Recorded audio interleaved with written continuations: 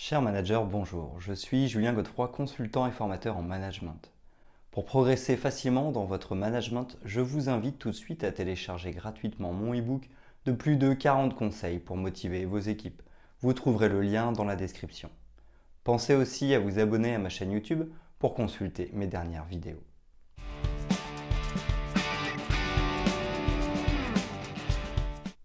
Grève interne ou externe à l'entreprise et qui perturbe le bon fonctionnement de l'organisation, explosion d'une entreprise avec nuages toxiques, pandémie mondiale ou même encore guerre, le management de crise doit relever de nombreux enjeux et défis pour permettre aux entreprises et organisations de poursuivre sereinement leurs activités. L'objectif du management de crise est d'anticiper les problèmes majeurs qui peuvent survenir. En effet, en manageant ces problématiques, il est possible de faire en sorte qu'elles ne surviennent pas ou en tout cas réduire leur fréquence. Il est aussi possible de prendre la main pour réduire les dommages qu'elles peuvent provoquer. Leurs effets seront donc moins préjudiciables.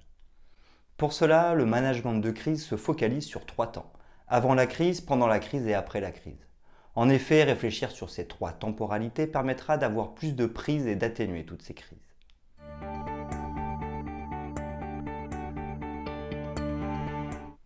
Management de crise avant la crise. De nombreux leviers sont actionnables bien avant que la crise ne survienne. Il sera donc question de ne pas sous-estimer cette période. En effet, par temps calme, il est toujours plus difficile d'engager des moyens et de l'énergie en prévision de temps plus difficiles. Pour autant, il est essentiel de prendre conscience que c'est avant la crise que le plus de leviers existent. C'est à ce moment-là qu'il faut agir afin de minimiser ses fréquences et ses impacts. Nommer une équipe de management de crise. Dans un premier temps, il sera question de nommer une ou plusieurs personnes qui mettront en place le management de crise. Le risk manager est la personne en charge de la gestion des risques, risk management. Cependant, il faut noter qu'il ne s'agit pas à proprement parler de personnes qui vont gérer la crise ou s'occuper de tout. Cette équipe va simplement mener une réflexion sur les risques, leur gravité, leurs enjeux, mais aussi sur les moyens de les prévenir, de gérer les risques et de préparer l'après. Ainsi, cette équipe peut elle aussi juste animer les personnes concernées par les risques pour qu'elles les anticipent, préparent les plans d'action, etc. Il y a donc 2 niveaux concernant cette équipe de management de crise qui sont généralement fonction de la taille de l'entreprise ou du nombre de crises possibles. Soit les personnes désignées pour mettre en œuvre le management de crise gèrent directement les crises, soit ces personnes animent les équipes pour que celles-ci soient en capacité de gérer les crises. Identifier les risques et crises possibles. Ensuite, il s'agira de comprendre et d'identifier tous les risques majeurs qu'il est possible de rencontrer pour l'entreprise. Il peut s'agir de catastrophes naturelles, catastrophes chimiques, crises politiques, crises sociales, crises stratégiques, crises financières, crises juridiques, etc. Elles devront être identifiées précisément. Par exemple, pour les catastrophes naturelles, il peut s'agir de risques de submersion, parce que l'entreprise est dans une zone inondable. Toutes les crises devront être regroupées, classées et notées dans un document unique d'évaluation des risques professionnels, DUERP. Prioriser les risques pour un bon management de crise. Une fois les risques identifiés, il est important de les prioriser en fonction de la probabilité qu'ils surviennent et de leur gravité. En effet, nous ne gérerons pas le risque de la même manière en fonction que le risque est très probable mais pas très grave, peu probable mais il aura des impacts majeurs sur les activités de l'entreprise voire sur les alentours. Pour cela, il est possible de les évaluer en leur donnant une note. Chaque crise est évaluée de 1 moins important à 5 plus important sur les critères de la probabilité des impacts. Ainsi, une crise peu probable avec une note de 2 mais avec de forts impacts, 4 sur 5, va avoir la note de 2 fois 4 égale 8. En parallèle, une crise vraiment très probable avec une note de 5 mais avec peu d'impact, 2 sur 5 aura la note de 5 fois 2, 10. C'est donc ce risque qui sera prioritaire et qu'il faudra gérer en premier. Prévoir des plans d'action. Ensuite, troisième étape de cette phase de prévention, définir un plan d'action en fonction de chaque crise identifiée. Nous pourrons commencer par les risques prioritaires en leur accordant même une attention particulière. Il s'agira de prévoir ce qu'il est possible de faire pour réduire la probabilité des risques et leurs conséquences, mais aussi de définir quoi faire pendant la crise et enfin les actions à mener après la crise. Animer et diffuser auprès des personnes concernées. Enfin, outre les plans d'action, il sera aussi question d'identifier les personnes concernées par la crise. Cela concerne les personnes qui devront réagir en cas de crise, celles qui vont devoir la manager, mais aussi celles qui vont en subir les conséquences. Ensuite, tout un travail d'animation, d'information et de formation va devoir être mis en œuvre. Ainsi sera-t-il possible de leur faire définir les plans d'action ou de leur diffuser.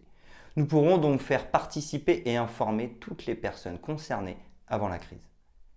Nous pourrons aussi les former et les entraîner en leur simulant des crises. C'est le cas par exemple lors des exercices d'évacuation. En effet, il serait inutile d'avoir identifié et priorisé les crises, tout comme d'avoir élaboré les plans d'action si les personnes concernées ne sont pas informées et formées sur les risques, leurs probabilités, leurs conséquences ou encore leur rôle et ce qu'elles ont à faire.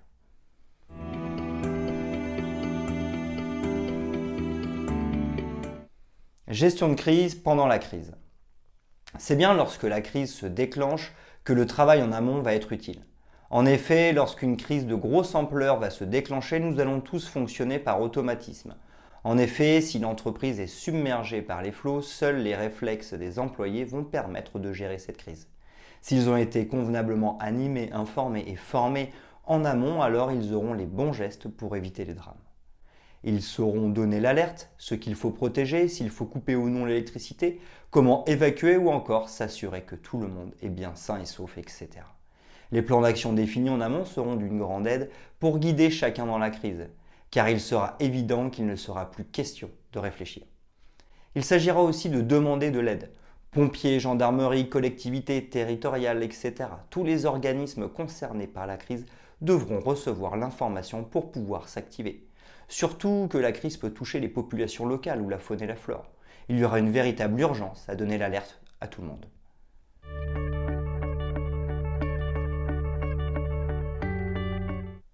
Management de crise après la crise.